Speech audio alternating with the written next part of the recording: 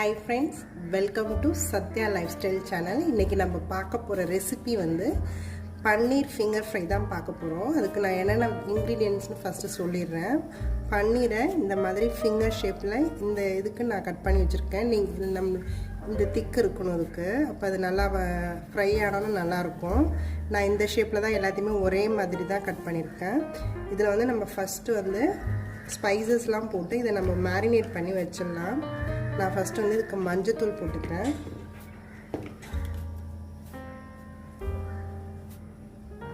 மிளகாத்தூள் போடுறேன். கரம் மசாலா தூள் போட்டுக்கிறேன். சால்ட்டு தேவையான அளவுக்கு போட்டுக்கிறேன். இதை வந்து நம்ம நல்லா மேரினேட் பண்ணணும். இது வந்து ஒரு 15 மினிட்ஸ் வந்து இதில் ஊறணும்.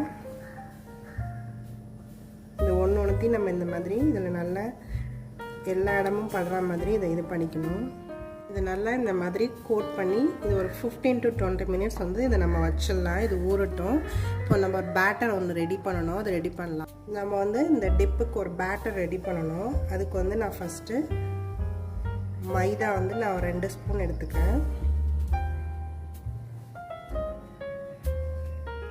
1 ஸ்பூன் வந்து கார்ன்ஃப்ளவர் மாவு, 1 ஸ்பூன் வந்து ரைஸ் ஃப்ளார். இது 3த்தையும் போட்டிருக்கேன். இதில் நம்மளுக்கு எவ்வளோ தேவையோ அந்த அளவுக்கு, இந்த பேட்டருக்கு எவ்வளோ தேவையோ அந்த அளவுக்கு தான் இது சால்ட் போடணும். நம்ம ஆல்ரெடி சால்ட் போட்டிருக்கனால இந்த பேட்டருக்கு தேவையான அளவுக்கு போட்டுட்டா போதும். இதில் நான் கொஞ்சமாக பெப்பர் போட்டுக்கிறேன். போட்டு இதை நம்ம தண்ணி சேர்த்து இதை நல்லா பேட்டராக கொஞ்சம் திக் பேட்டராக தான் ரெடி பண்ணுறோம். இதை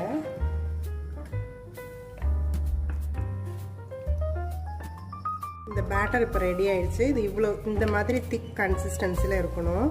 ரொம்ப லிக்விடாக இருக்கக்கூடாது, ரொம்பவும் கெட்டியாகவும் இல்லாமல் இது கரெக்டாக, இந்த இது வந்து கரெக்டாக இருக்கும். இப்போ இது வந்து நம்ம ஊற வச்சதெல்லாம் இதில் டிப் பண்ணலாம். இந்த அவலில் வந்து இதை நம்ம நல்லா எல்லா சைடும் இதை படுற மாதிரி இது பண்ண வேண்டியது தான். இந்த மாதிரி நம்ம எல்லாத்தையுமே ரெடி பண்ணி வச்சுக்கணும்.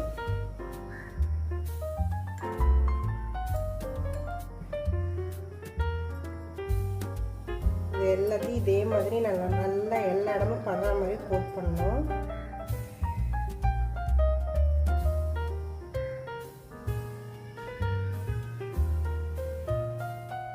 இந்த பன்னீர் எல்லாத்தையும் ரெடி பண்ணி வச்சாச்சு. இதை வந்து நம்ம டீப் ஃப்ரை பண்ணி எடுக்க வேண்டியதுதான்.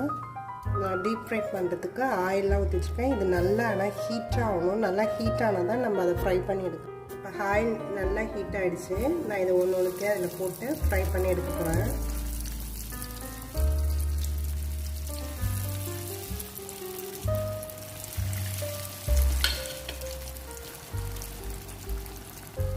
இது இப்போ நல்லா ஃப்ரை ஆகிடுச்சு. நம்ம இதை வந்து இப்படி பண்ணிகிட்டே இருந்தோம்னா எல்லா சைடும் நல்லா ஃப்ரை ஆகிடும்.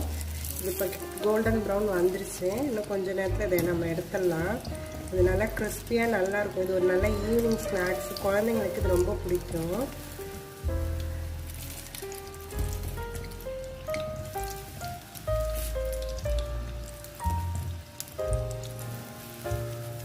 இதை நான் இப்போ எடுத்துடுறேன். இந்த கோல்டன் ப்ரௌன் வந்துருச்சு. இதே மாதிரி நம்ம எல்லாத்தையுமே ஃப்ரை பண்ணி எடுத்துக்கலாம்.